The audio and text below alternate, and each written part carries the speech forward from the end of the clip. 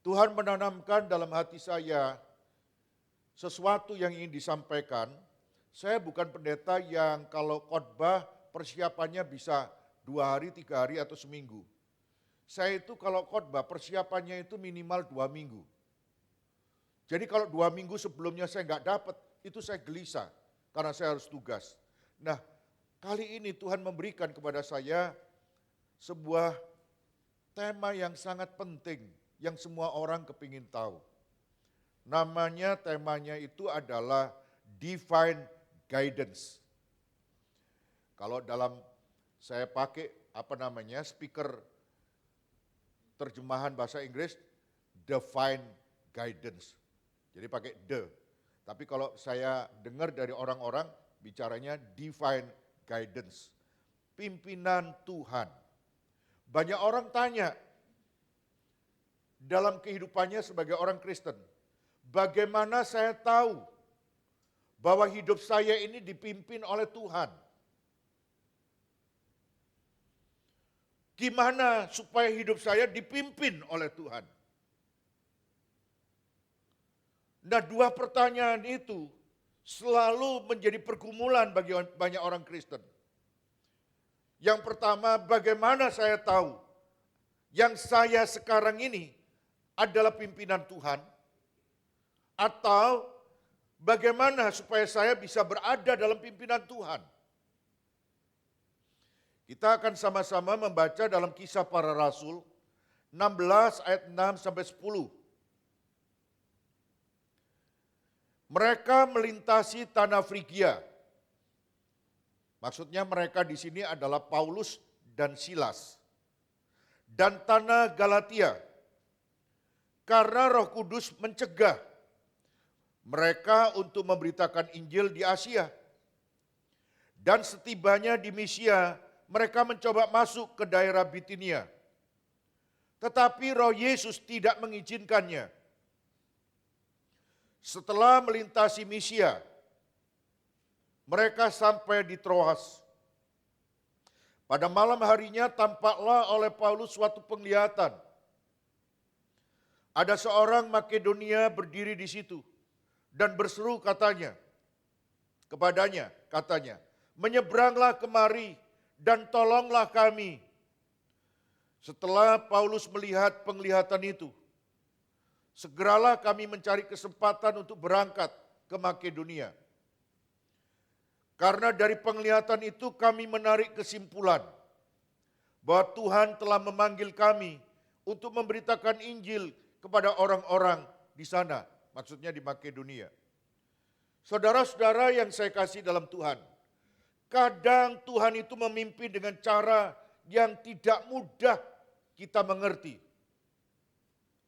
Sudah doa, sudah puasa, sudah mempersiapkan rencana dengan matang. Tapi ternyata Tuhan malah menutup semua pintu. Bukankah banyak di antara kita yang memberikan perhatian khusus bahwa sebelum melakukan sesuatu, bawa dalam doa. 100 betul. Jangan lupa kalau itu serius sekali, bawa dalam puasa. Misalnya, ini menentukan, ini jodoh saya atau tidak, supaya saya tidak salah pilih, saya puasa. Jadi sudah doa, sudah puasa. Tapi ternyata, saudara tidak terlalu yakin, ini jodoh saya atau tidak, ini tender yang harus saya ambil atau tidak, ini proyek yang harus saya ambil atau tidak. Nah, itu juga yang dialami oleh Paulus. Paulus itu sedang mentaati firman Tuhan. Dia mau memberitakan Injil. Jadi dia bukan show, tapi dia pergi untuk memberitakan Injil. Dia giat melayani. Tapi tiba-tiba Tuhan menghentikan langkahnya. Saudara-saudara yang saya kasih dalam Tuhan. Lalu banyak orang bertanya, kalau untuk melayani memberitakan Injil ternyata Tuhan larang, Lalu Tuhan itu maunya apa? Nah, hari ini izinkan saya menyampaikan 3 hal. Pimpinan Tuhan itu sering datang dalam 3 bentuk. Dan kalau saudara mengenali bagaimana bentuk-bentuk ini terjadi dalam hidup kita, kita bisa mengatakan ini pimpinan Tuhan. Sebab tidak ada seorang pun yang bisik-bisik yang mengatakan ini pimpinan Tuhan. Gak ada. Gak ada juga yang bisik-bisik jangan diterus, gak ada. Maka saudara harus punya kemampuan rohani mengenali kalau begini ini pimpinan Tuhan. Kalau yang begini ini bukan nih. Yang pertama bentuknya adalah pintu tertutup. Kita baca ayat yang ke-6. Mereka melintasi, Paulus dan Silas melintasi tanah Frigia dan tanah Galatia. Alasannya, Roh Kudus mencegah mereka untuk memberitakan Injil di Asia. Jadi dia itu, Paulus dan Silas, ke Asia itu bukan untuk kuliner. Bukan untuk tur.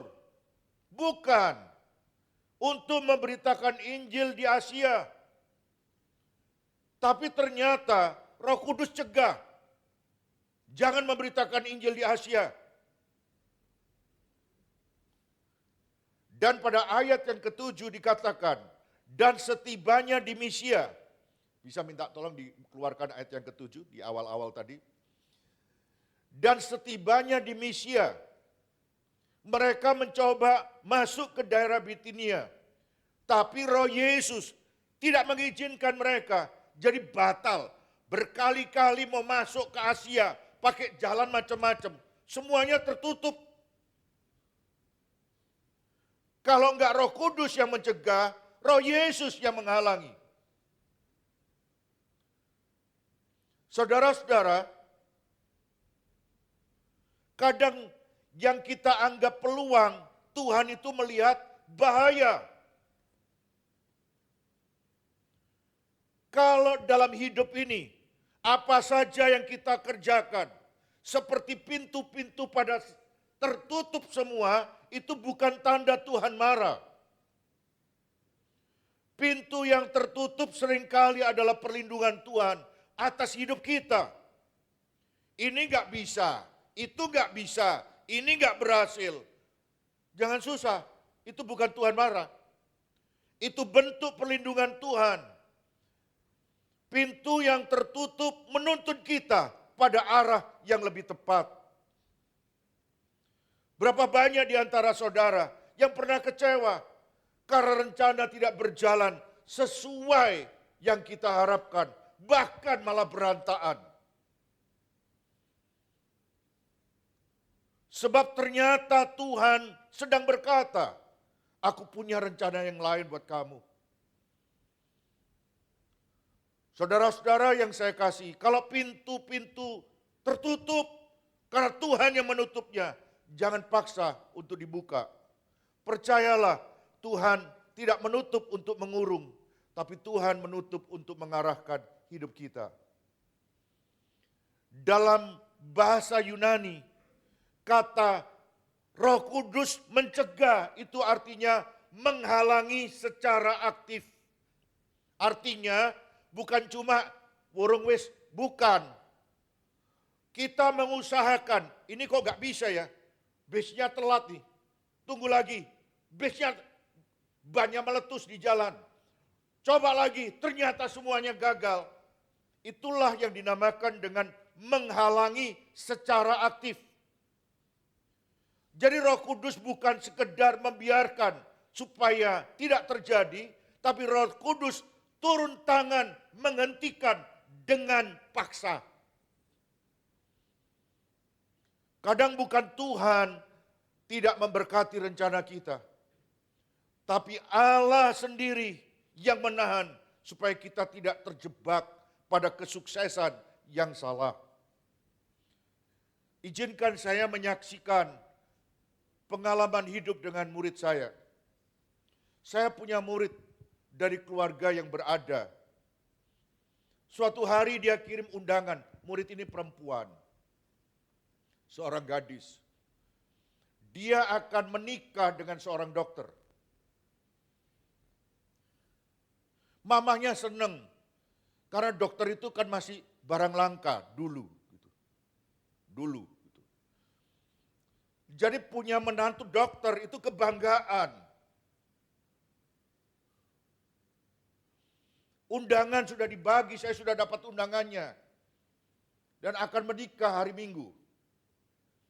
Dan gedung gerejanya sudah didekor. Dan halamannya karena luas, itu pakai kayak tenda-tenda putih begitu. Bagus. Saya melewati gerejanya. Saya bilang ini nanti Minggu dipakai buat acara. Karena ayahnya seorang majelis. Dan tahukah saudara, itu hari Minggu akan pesta. Hari Sabtu malam, dia memberitahukan kepada semua undangan, besok pernikahan dibatalkan. Dan yang memberitahukan itu anak gadis yang undang itu. Tanpa penjelasan, tanpa alasan. Besok acara pernikahan dibatalkan. Papa mamanya batal dapat menantu dokter umum. Saya punya punya perasaan penasaran. Loh, sudah semuanya beres, catering sudah oke, semuanya oke. Saya yakin pendetanya itu khotbahnya sudah oke. Gitu. Pendetanya saya kenal. Lalu saya tanya sama gembala sidangnya, kenapa? Wah, tanya sendiri aja sama keluarganya Pak. Gitu. Saya tanya sama anaknya, kenapa kamu batalkan? Lalu dia bilang gini,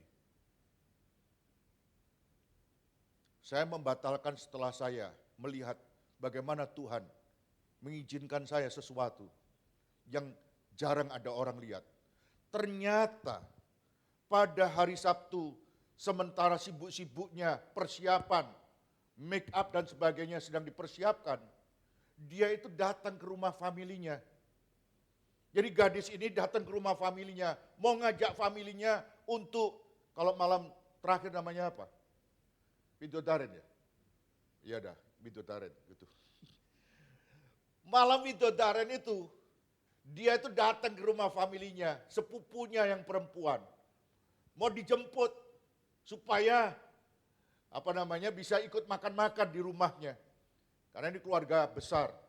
Dia datangi, mau dijemput. Karena sepupunya itu ngekos. Dan biasanya murid saya itu langsung bludas-bludus, langsung masuk keluar kamarnya itu dengan nggak pernah tok-tok, nggak pernah buka, langsung masuk gitu.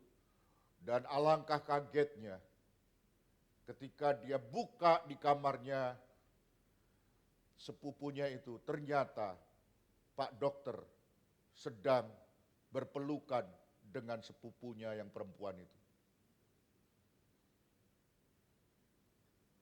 Sepupunya perempuan, jadi sepupunya perempuan, Pak Dokternya kan calonnya gitu.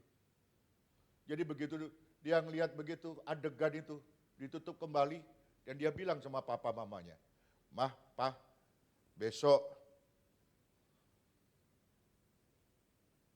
acara pesta pernikahan dibatalkan." Dan dia bilang, "Sekarang saya baru tahu, waktu itu tangan Tuhan yang mengizinkan mataku untuk melihat."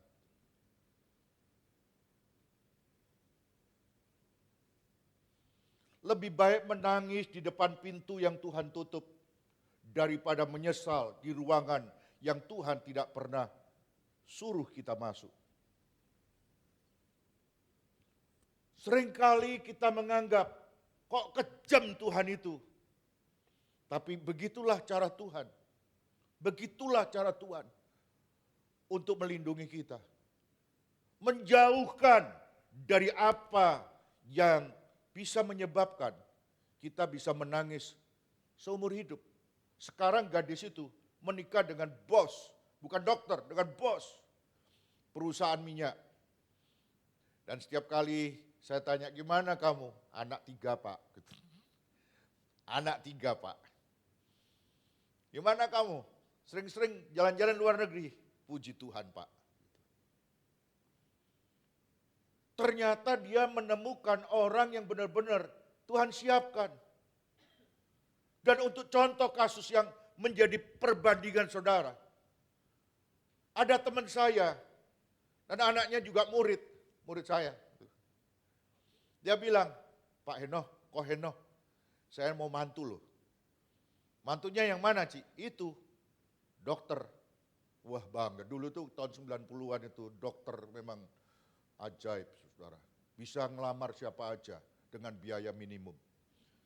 Anaknya perempuan, calonnya dokter, mamanya seneng, mamanya majelis. Lalu saya tanya, dia Kristen enggak Ci? Enggak, katanya gembala sidang saya enggak apa-apa, yang penting kawin gitu. Saya bilang, gembala sidangnya ngawur Ci, jangan diteruskan. Wah katanya gembala sidang saya enggak apa-apa, sebab dia sponsor tunggal di gerejanya. Jadi kalau mencegah sponsor tunggal, bisa gawat gerejanya. Kalau saya, lebih baik you out kalau menghalangi kebenaran. Nah saudara-saudara, ini sebagai gambaran. Mamanya memaksa, anaknya bahagia, papi mami. Aku kan nyeneng no papi mami. Saudara-saudara, saudara tahu apa yang terjadi? Begitu menikah, tidak lama kemudian langsung punya anak. 3 bulan, saudara-saudara, setelah pernikahan, menantunya bilang sama mertua, papi mami, aku mau ngambil S2 di luar kota, sebab aku diterima di UGM. Oke, sekolah sana. Tapi anehnya Surabaya, Jogja nggak pernah pulang. Jogja, Surabaya nggak pernah pulang. Nanti pulangnya 1 tahun lagi. Punya anak lagi, ditinggal lagi ke Jogja. Setelah anaknya 3, dia berangkat menyelesaikan studinya dan tidak pernah kembali lagi. Dan anaknya janda bukan, karena tidak menikah di catatan sipil. Anak 3. Dan kalau ditanya mana papanya, enggak ada. Dan saya bilang, ini tanggung jawab pendetanya sih, yang mengatakan enggak apa-apa. Tapi saya enggak mau melukai hati Taci yang sudah menderita itu. Saya diam, dan saya mendoakan supaya murid saya itu tegar dan kuat. Dan sekarang dia sudah bahagia. Karena dinikahkan oleh pendeta yang sama dengan orang yang lain. Cuma saya bilang, entah statusnya apa. Saya mau menyampaikan kepada saudara, kadang pimpinan Tuhan itu melalui pintu tertutup. Jadi kalau semuanya tertutup, saudara jangan bilang, Tuhan tidak buka jalan, Tuhan tidak ngasih jalan. Mana katanya Tuhan pimpin hidup saya. Tuhan memimpin ketika semua pintu tertutup atas kita. Untuk menolong, menyelamatkan, dan mengamankan kita. Jadi kalau saudara saat ini mau mengambil keputusan, sudah dibawa doa, sudah dibawa dalam puasa, minta hamba-hamba Tuhan mendoakan, dan ternyata masih tertutup, saudara harus mengenali, jangan-jangan ini bukan dari Tuhan.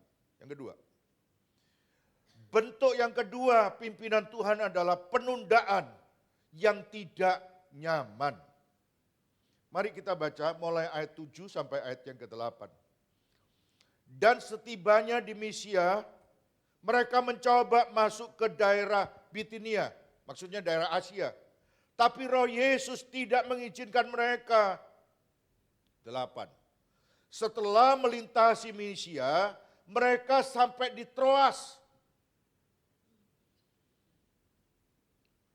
Satu daerah di mana Paulus dan Silas tidak pernah bikin plan mau ke arah Troas. Tentu saja ketika ada di Troas, Paulus dan Silas bilang, terus mau kemana kita? Ini semua jalan yang mau ke Asia, Google Map-nya, semuanya tandanya merah nih. Roh Kudus, Roh Yesus mencegah semua. 2 kali ucapan dicegah, dilarang.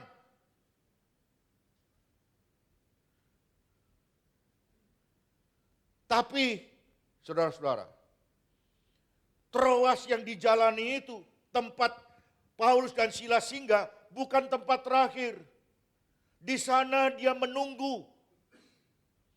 Tempat di mana Paulus dan Silas belajar bahwa pimpinan Tuhan kadang tidak cepat,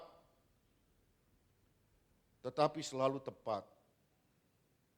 Penundaan itu bukan penolakan. Tuhan menunda bukan karena Tuhan lupa akan keperluan kita. Tuhan menunda karena Tuhan sedang menyiapkan sesuatu yang lain.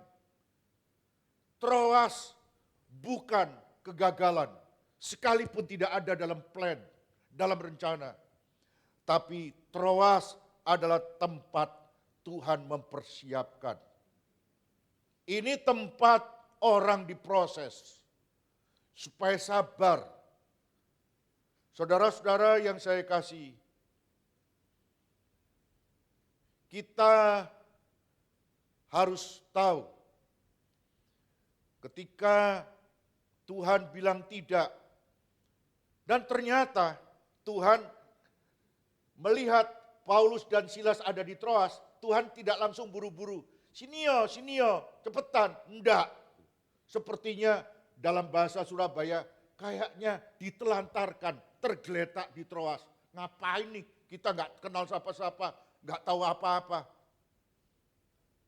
Tuhan mau Paulus dan Silas belajar menunggu dengan sabar, bukan dengan keluhan. Jangan keluar dari ruang tunggu Tuhan sebelum Tuhan berbicara dalam hidup ini. Kadang-kadang yang kita minta belum tentu datang karena sorga sedang mempersiapkan yang terbaik dalam hidup ini. Saudara-saudara, Troas itu secara geografis adalah kota pelabuhan, tempat menyeberangnya dari Asia ke Eropa. Secara rohani, Troas itu menggambarkan persimpangan antara kehendak Tuhan dan rencana Allah. Mau terus kemana ini? Mau sukaku atau nunggu waktunya Tuhan? Dan dari sana Paulus belajar, kalau aku tidak bisa maju, berarti Tuhan sedang menyiapkan yang lain, yang baru. Saudara-saudara yang saya kasih dalam Tuhan, Abraham menunggu 25 tahun untuk Ishak. Yusuf menunggu 13 tahun dalam penderitaan. Yesus sendiri menunggu 30 tahun sebelum memulai pelayanannya. Tidak terburu-buru, tapi selalu tepat. Dia selalu datang tepat pada waktunya. Berapa banyak di antara kita yang gak sabaran. Maunya itu sat-set, tak-tek, bat-bet. Seorang pelayan Tuhan muda ingin selalu segera dipakai dengan nama yang terkenal. Tapi Tuhan seringkali membiarkan seorang diparkir selama beberapa tahun dalam pelayanan di desa yang kecil. Suatu hari orang itu berkata, kalau Tuhan izinkan saya melesat lebih cepat waktu itu, mungkin saya akan menjadi sombong dan jatuh. Saya kenal orang itu. Dan dia bilang sama saya, Pak Heno, dari segi ilmu, dari segi kemampuan, saya cukup lengkap.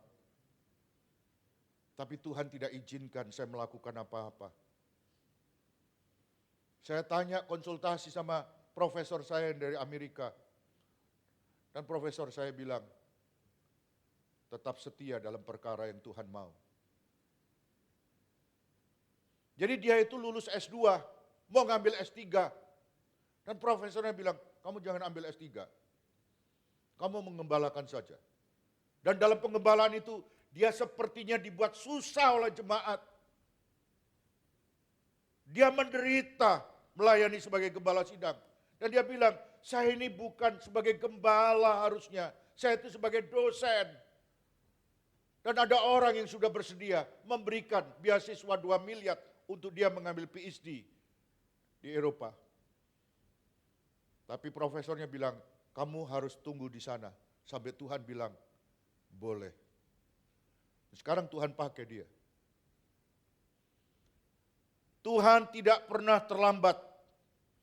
Kita saja yang sering terlalu terburu-buru untuk melihat hasil sebelum waktunya. Yang ketiga, terakhir. Bentuk yang ketiga, kalau Tuhan pimpin kita, Tuhan memberikan panggilan baru. Mari kita lihat ayat yang ke-9 dan ke-10. Pada malam harinya, tampaklah oleh Paulus suatu penglihatan. Ada seorang Makedonia berdiri di situ dan berseru kepadanya, katanya, menyeberanglah kemari, tolonglah kami. Setelah Paulus melihat penglihatan itu, segeralah kami mencari kesempatan berangkat ke Makedonia. Karena dari penglihatan itu kami menarik kesimpulan bahwa Allah telah memanggil kami untuk memberitakan Injil kepada orang-orang di sana. Jadi Tuhan itu menghalangi Paulus dan Silas masuk Asia yang luas. Ternyata Tuhan itu mau membawa Paulus dan Silas ke Eropa. Jadi jangan ke Asia, tapi berangkatlah ke Eropa. Eropa harus digarami dulu, Eropa harus mendengar Injil dulu, baru nanti Asia. Jadi kalau saudara melihat kenapa Asia lebih terbelakang mendengarkan Injil daripada Eropa, itu karena Tuhan mau Eropa dulu, baru kemudian Asia. Di tengah kebingungan Tuhan memberi arah baru, visi Makedonia. Bukan rencana Paulus, tidak ada dalam doa, tidak dibawa dalam puasa, tidak ada dalam rencana, tapi ini rencana murni Tuhan. Dari sanalah Injil pertama kali masuk ke Eropa, Makedonia. Tuhan menutup Asia untuk membuka Makedonia. Tuhan menunda supaya Paulus dan Silas siap menyeberang ke Eropa. Tuhan menggagalkan rencana supaya Paulus dan Silas menggenapi rencana yang Tuhan telah siapkan. Kadang Tuhan ubah arah dengan cepat. Dari timur ke barat, dari Asia ke Eropa. Bukan karena yang lama salah. Bukan karena Asia nggak perlu. Tapi karena yang baru sudah tiba. Kalau Tuhan memberi panggilan baru, jangan ragu untuk melangkah dan bertindak.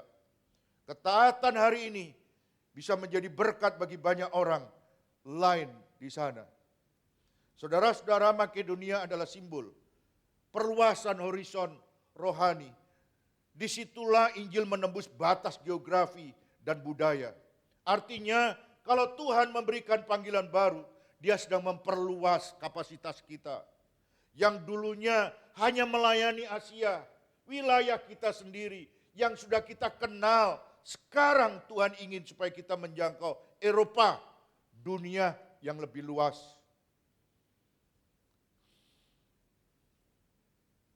Kalau dulu cuma memberikan makan jemaat, Tuhan kasih visi yang baru, daerah yang baru, memberikan makan kepada orang yang kita tidak kenal sekalipun. Kadang panggilan yang seperti itu bukan zona nyaman, tapi justru zona yang hidup karena berasal dari Tuhan. Izinkan saya menutup khotbah ini. Pimpinan Tuhan tidak selalu mudah dimengerti. Rasul saja nggak paham. Aku tuh sudah maunya ke sana loh. Aku tak bawa dalam doa. Aku ini tidak kerusa-kerusu. Sudah doa dulu, sudah puasa. Seluruh jemaat sudah mendoakan aku. Ini bukan sifat kedaginganku, bukan kemauanku. Ini semua jemaat mendoakan. Saudara-saudara, tidak mudah mengenali pimpinan Tuhan. Tapi selalu pimpinan Tuhan dapat dipercaya. Kalau pintu tertutup, apa saja tetap tenang. Kadang-kadang kita mau sekolah, di mana saja yang kita mau. Dari Sabang sampai Merauke kita daftar. Tapi ternyata Tuhan bilang, tenang. Ternyata semuanya menolak kita. Kadang-kadang kita berusaha untuk mendapatkan jodoh. Kalau enggak di gereja, saya mau di mall, gitu. Mau cepat. Tapi kalau sudah di gereja enggak dapat, di mall enggak dapat, masa mau pindah ke pasar, gitu. Kalau pintu tertutup, tetaplah tenang. Kalau penundaan terjadi, tetaplah setia. Kalau panggilan baru datang, tetaplah mentaati panggilan itu. Tuhan tidak menuntut kita untuk bingung, tapi Tuhan menuntut kita sampai pada tujuan yang benar, tempat yang benar, pada waktunya Tuhan yang sempurna.